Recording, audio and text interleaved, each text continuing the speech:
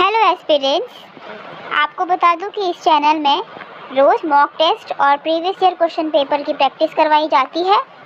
वैसे ही क्वेश्चन इसमें रखे जाते हैं जो कि आपके एग्जामिनेशंस में क्वेश्चन बनने की पॉसिबिलिटीज़ होती है। तो इसीलिए क्वेश्चन पे फोकस करते हुए हम इसके सॉल्यूशन निकालने की कोशिश करते हैं और आप कमेंट में ज़रूर बताएं कि आपका कितना स्कोर बन रहा है और री एग्जामिनेशन की तैयारी आप जोर लगा के कीजिए। तो इसका पहला प्रश्न हम देखते हैं। कृष्ण घाटी जाति है, तो कृष्ण घाटी जाति क्या किसकी है? तो ऑब्वियसली कृष्ण नाम से समझ जाइए आप, गाय की। तो डी वाला इसका करेक्ट आंसर होगा। अच्छा, दूसरे वाला क्वेश्चन देखते हैं। हरा चारा खाने वाले पशु के दूध में कौन सी विटामिन सर्वाधिक है? ठीक है, तो कौन सी विटामिन ज़्यादा होती है? आपका विटामिन ए। तो ए वाला इसका करेक्ट आंसर होगा। तीसरा प्रश्न है, बायोगैस संयंत्र से प्राप्त गैसों का सही क्रम क्या है? तो सही क्रम में इसको व्यवस्थित करेंगे तो आपका है मीथेन, कार्बन, हाइड्रोजन और नाइट्रोजन। ए वाला इसका करेक्ट आंसर होगा। चौथा प्रश्न है, देश में वर्मी कंपोजिट बनाने की तकनीक सर्वप्रथम किसने विकसित की थी? तो किसने की थी? आपका डॉक्टर NS सुब्बाराव ने। तो सी वाला इसका करेक्ट आंसर होगा। पांचवा प्रश्न है, किस प्रकार के जंगलों में आमतौर पर चीड़ प्रकार के वृक्ष देखे जाते हैं? तो इसका आंसर होगा आपका समशीतोष्ण पर्वतीय। 5 वाले का सी वाला। छठा प्रश्न देखते हैं हम। रॉकेट ईंधन के रूप में अधिक स्वच्छ ईंधन है, ठीक है, तो कौन सी है आपकी? हाइड्रोजन। 6 वाले का ए वाला आंसर करेक्ट है। सातवां प्रश्न देखते हैं हम। गैर नवीकरणीय ऊर्जा स्रोत है, तो कौन सी है इसमें से? आपका जीवाश्म ईंधन। तो 7 का बी वाला करेक्ट आंसर होगा। 8वां प्रश्न है आपका, अत्यधिक खेती, प्रतिबंधित चराई, वनों की कटाई और दोषपूर्ण सिंचाई प्रथाओं जैसी मानवीय गतिविधियों के परिणाम स्वरूप डैश होता है।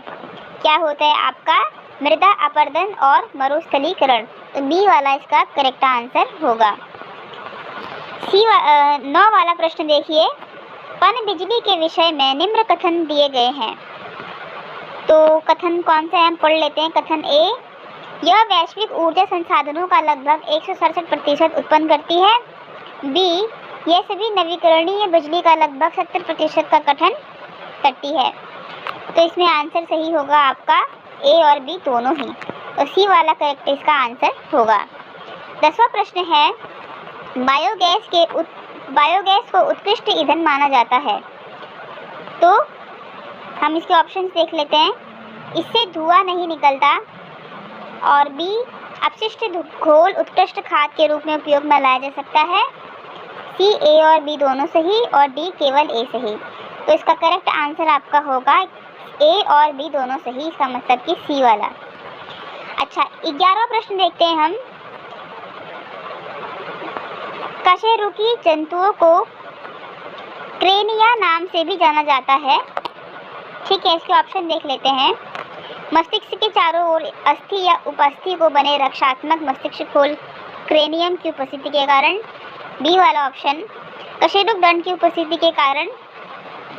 सी वाला ऑप्शन, क्रेनियम की अनुपस्थिति के कारण। और डी वाला उपयुक्त में से कोई नहीं। तो इसका आंसर आपका ए वाला हो जाएगा, जो कि मैंने बताया आपको, ए वाला। मस्तिष्क के चारों ओर अस्थि या उपअस्थि को बने रक्षात्मक मस्तिष्क खोल क्रेनियम की उपस्थिति के कारण। 12वां प्रश्न है, मेरुदंड का विकास भ्रूण के किस भाग से होता है? तो इसका आंसर है मीसोडर्म। बी वाला इसका करेक्ट आंसर होगा। 13वां प्रश्न है, बेलफोर द्वारा स्थापित संघ कॉर्डेटा के जीवों के मूलभूत लक्षणों में सम्मिलित नहीं है, कौन सा नहीं है आपका? ग्रसनी गिल दरारों की अनुपस्थिति। तो डी वाला आंसर करेक्ट होगा। 14वां प्रश्न देखिए, उपजगत थैलोफाइटा के किस उपजगत के अंतर्गत जीवाणुओं को सम्मिलित किया गया है? वो है आपका साइजोमाइकोफाइटा। ठीक है, सी वाला इसका करेक्ट आंसर होगा। 15वां प्रश्न है, थैलोफाइटा उपजगत के पौधों के प्रमुख लक्षण है। ऑप्शन देख लेते हैं। भूल नहीं बनता, बी संवहन बंडल अनुपस्थित होते हैं, सी इनमें जड़, तना और पत्तियों का पूर्ण अभाव होता है, डी उपयुक्त सभी। तो उपयुक्त सभी वाला करेक्ट इसका आंसर होगा 15 का डी। 16 प्रश्न देखते हैं। डैश गैस विकसित होती है जब जिंक हाइड्रोक्लोरिक एसिड के साथ अभिक्रिया करता है। ठीक है, तो वो कौन सी है? हाइड्रोजन। बी वाला इसका करेक्ट आंसर होगा। अच्छा, एस्पिरिन्स इसमें इंग्लिश में भी है, आप देख लीजिए, लेकिन मैं रीड नहीं कर रही हूँ। आप हिंदी में भी देख सकते हैं, इंग्लिश में भी देख सकते हैं, लेकिन मैं सिर्फ हिंदी में इसको रीड कर रही हूँ। तो 17वां प्रश्न देखते हैं हम।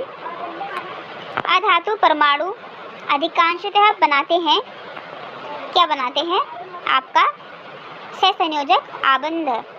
ठीक है, तो 17वें का बी वाला करेक्ट आंसर होगा। 18वां प्रश्न होगा आपका, सहसंयोजी यौगिकों की तुलना में विद्युत संयोजी यौगिकों का होता है आपका उच्च गलनांक तथा उच्च क्वथनांक। 18 का डी वाला करेक्ट आंसर होगा। 19 वाला प्रश्न है, सहसंयोजी यौगिकों के गलनांक तथा क्वथनांक निम्न होते हैं क्योंकि इनमें अंतराणविक बल दुर्बल होते हैं। 19 का डी वाला करेक्ट इसका आंसर होगा। 20वां प्रश्न है, यौगिक जिसमें आयनिक सहसंयोजी तथा उपसंयोजी बंध होते हैं, ठीक है, वो कौन से हैं? NH4Cl। ठीक है, डी वाला इसका करेक्ट आंसर होगा। 21वां प्रश्न देखते हैं। Pb + CuCl2 gives us PbCl2 + Cu। दी गई अभिक्रिया डैश अभिक्रिया का एक उदाहरण है। किस चीज़ का उदाहरण है ये?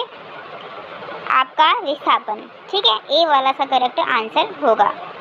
22वां प्रश्न है, निम्न में से कौन सा या से कथन सही है? ठीक है, तो कथन हम पढ़ लेते हैं। परमाणुओं के मध्य इलेक्ट्रॉनों के साझे से सहसंयोजक बंध बनते हैं। दूसरा, सहसंयोजक यौगिक विद्युत के अच्छे चालक होते हैं। तो इसका आपका करेक्ट आंसर होगा केवल एक। ठीक है, तो ए वाला आंसर सही होगा। 23वां प्रश्न देखते हैं। दो परमाणुओं के बीच बंध की डैश प्रकृति अधिक होती है, उनकी विद्युत ऋणात्मकता का अंतर कम होता है। तो आपका आंसर है इसमें सहसंयोजक, डी वाला इसका करेक्ट आंसर होगा। आप इंग्लिश में भी रीड कर सकते हैं। 24वां प्रश्न है, आयनिक यौगिकों के संदर्भ में निम्नलिखित कथनों पर विचार कीजिए। कथन 1 है, आयनिक यौगिक अल्कोहल में अघुलनशील होते हैं। कथन 2, आयनिक यौगिक ठोस अवस्था में विद्युत के सुचालक होते हैं। उपरोक्त में से कौन सा कथन सही है? सही वाला बताना है, तो इसका आंसर होगा आपका केवल एक, मतलब कि 24 का पहला ए वाला ऑप्शन करेक्ट है। 28वां प्रश्न कितना हो गया? 25वां प्रश्न है, जालक में ऋणायन तथा धनायन परस्पर बंधे होते हैं। ठीक है, तो वो होते हैं आपके स्थिर विद्युत आकर्षण बल द्वारा। बी वाला सा करेक्ट आंसर होगा। इजी था। 26वां प्रश्न है, जल के उच्च क्वथनांक का कारण है। तो क्या है आपका? जल के अणुओं में हाइड्रोजन आबंध। तो 26 का डी वाला आंसर करेक्ट है। 27वां प्रश्न देखते हैं हम। डैश प्रकाशीय रासायनिक समीकरण नहीं है। ठीक है, देखते हैं। नाइट्रोजन तथा हाइड्रोजन के द्वारा अमोनिया का संश्लेषण। तो ए वाला इसका करेक्ट आंसर होगा। 28 वाला प्रश्न देखते हैं हम। NH तथा BF2 के संयोग से जो अणु बनता है उसमें होता है, क्या होता है आपका? उप सहसंयोजक बंध। 28 का बी वाला आंसर करेक्ट है। 29 वाला प्रश्न है, नाइट्रोजन व हाइड्रोजन में अमोनिया बनाने के निम्नलिखित समीकरण पर विचार कीजिए। N2 + 3H2 gives us 2NH3।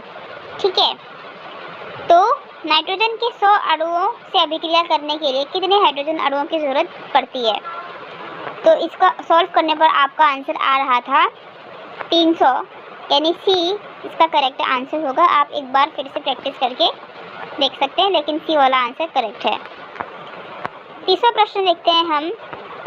एक आयनिक बंध बनता है जब, ठीक है, आयनिक बंध कब बनता है? जब एक धातु तत्व का संयोग अधातु तत्व से होता है। सी वाला इसका आंसर करेक्ट होगा। तो हमने 30 तक के प्रश्न इसमें देख लिए हैं। आगे के